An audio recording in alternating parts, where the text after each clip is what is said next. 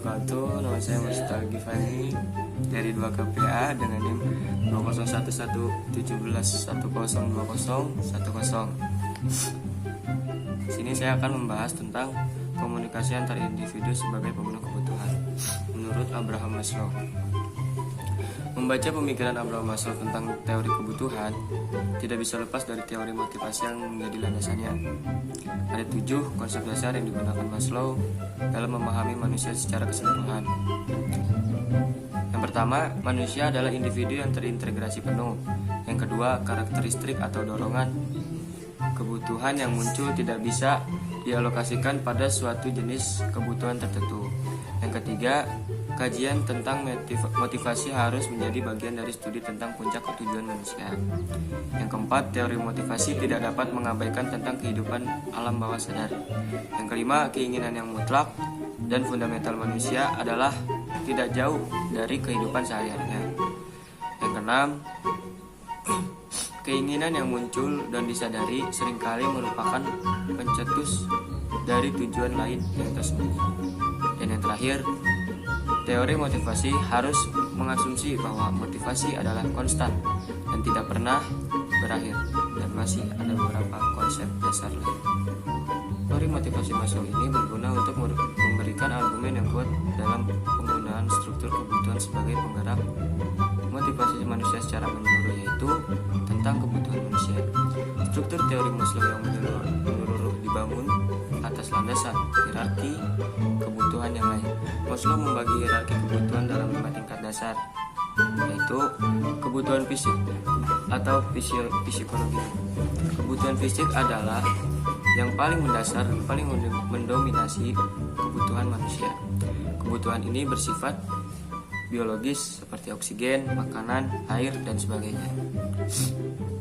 Salah satunya adalah manusia yang dilanda kelaparan. Oleh karena itu, Maslow menganggap kebutuhan fisik adalah yang utama melebihi apapun. Yang kedua, kebutuhan akan rasa aman, safety need. Setelah kebutuhan psikologis terpenuhi, manusia akan cenderung mencari rasa aman. Bisa berupa kebutuhan akan perlindungan, kebebasan dari rasa takut, kekacauan, dan sebagainya.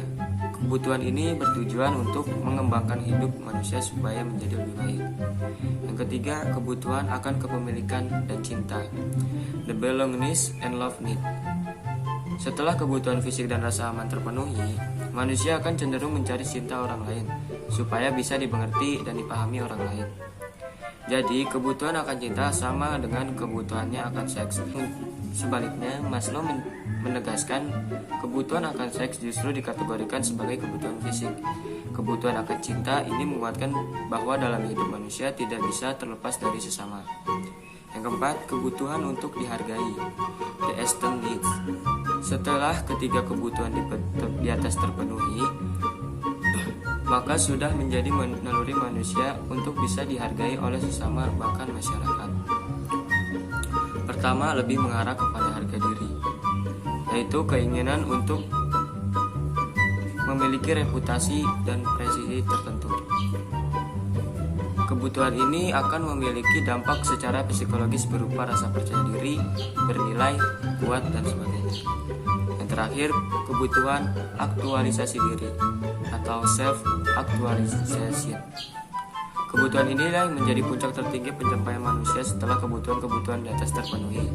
Pencapaian aktualisasi diri ini berdampak pada kondisi psikologis yang meninggi, seperti perubahan persepsi dan motivasi untuk selalu tumbuh dan berkembang. Dengan kelima hierarki kebutuhan itulah yang menjadi struktur kunci Maslow dalam menjelaskan manusia. Konsep fundamental dari pendirian teori Maslow adalah manusia dimotivasikan oleh sejumlah kebutuhan dasar yang bersifat sama untuk seluruh spesies, tidak berubah dan berasal dari sumber genetis atau naluriah. Menurutnya, kebutuhan juga bersifat psikologis, bukan semata-mata fisiologis. Sebab kebutuhan inilah yang menjadi inti dari kodrat manusia, sedangkan sesuatu itu disebut sebagai kebutuhan dasar apabila memenuhi beberapa syarat, yaitu sebagai berikut. Yang pertama, bila tidak terpenuhi dapat menimbulkan penyakit. Dua, memenuhinya dapat mencegah timbulnya penyakit. Yang ketiga, pemulihannya dapat menumbuhkan penyakit.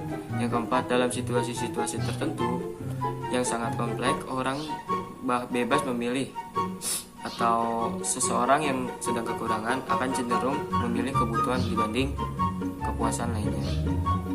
Dan yang terakhir, kebutuhan itu tidak aktif, lemah, atau secara fungsional tidak terdapat pada orang yang sehat. Mungkin kurang lebihnya itu aja yang bisa saya sampaikan. Billahi taufiq wal hidayah. Wassalamualaikum warahmatullahi wabarakatuh.